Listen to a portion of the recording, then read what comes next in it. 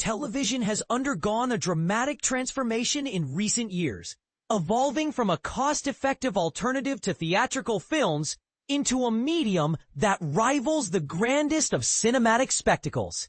But here's the shocking truth. Some TV shows now boast budgets that dwarf even the most expensive movies. From animated epics to sprawling fantasy worlds, these series are redefining what's possible on the small screen. And this is the part most people miss.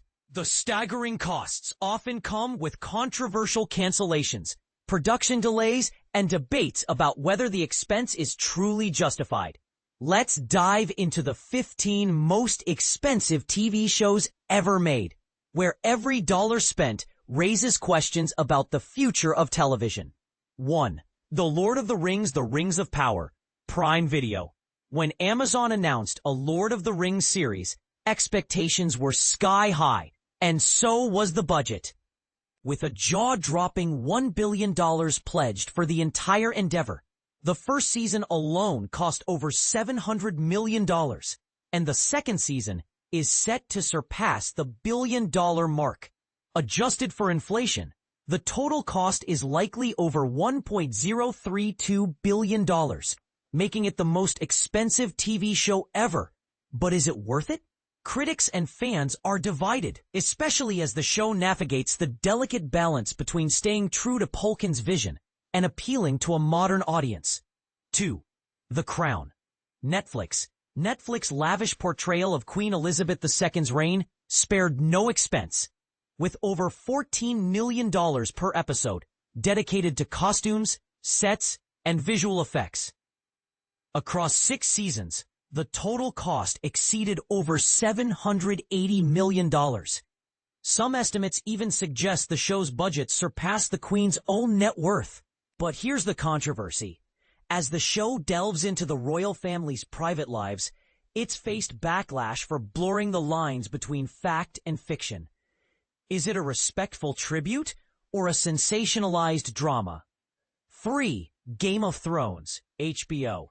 With a budget that grew as ambitiously as its dragons, Game of Thrones cost HBO over $700 million across 8 seasons.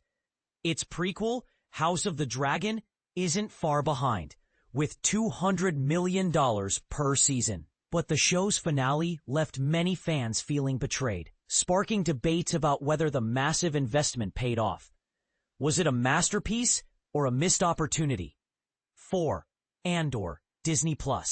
Surprisingly, the Star Wars show with the highest budget, $645 million for 2 seasons, is also the one with the fewest lightsabers. Andor is praised for its bold storytelling and production design, but its lack of traditional Star Wars elements has polarized fans. Is it a refreshing departure or a departure too far? 5. The Sopranos, HBO.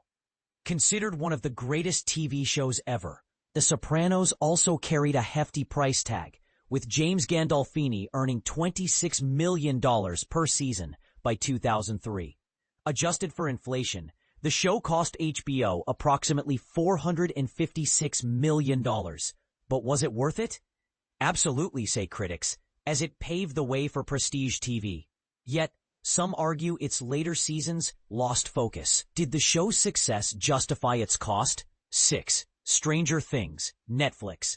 With each season, Stranger Things has grown more expensive, culminating in a $270 million budget for Season 4. The final season is expected to push the total cost beyond $700 million, possibly even $800 million. But, as the show expands its scope, some fans worry it's losing its charm. Is bigger always better? 7. C. Apple TV Plus. Starring Jason Momoa, C reportedly cost Apple TV Plus $360 million over 3 seasons, with $15 million per episode. Set in a post-apocalyptic world where humans are blind, the show's unique premise didn't resonate with all viewers. Was it a visionary project or a costly misstep?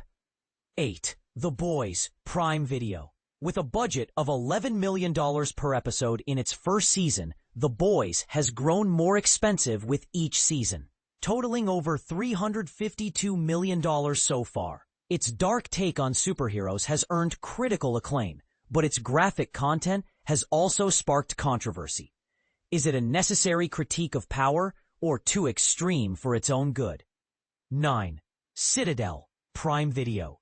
Executive produced by the Russo brothers, Citadel cost a staggering $310 million for its first season of 6 episodes. Behind-the-scenes turmoil, reshoots, and spin-offs pushed the franchise's total cost to nearly $500 million. But the show has been criticized for lacking originality.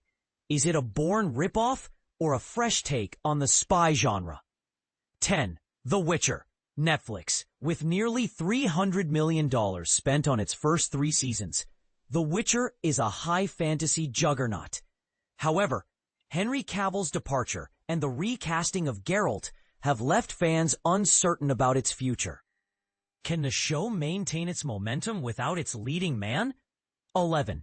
The Pacific, HBO. This World War II miniseries, produced by Tom Hanks and Steven Spielberg, cost $288 million, adjusted for inflation.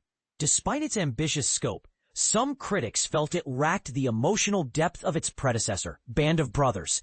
Was it a worthy follow-up, or a case of style over substance? 12.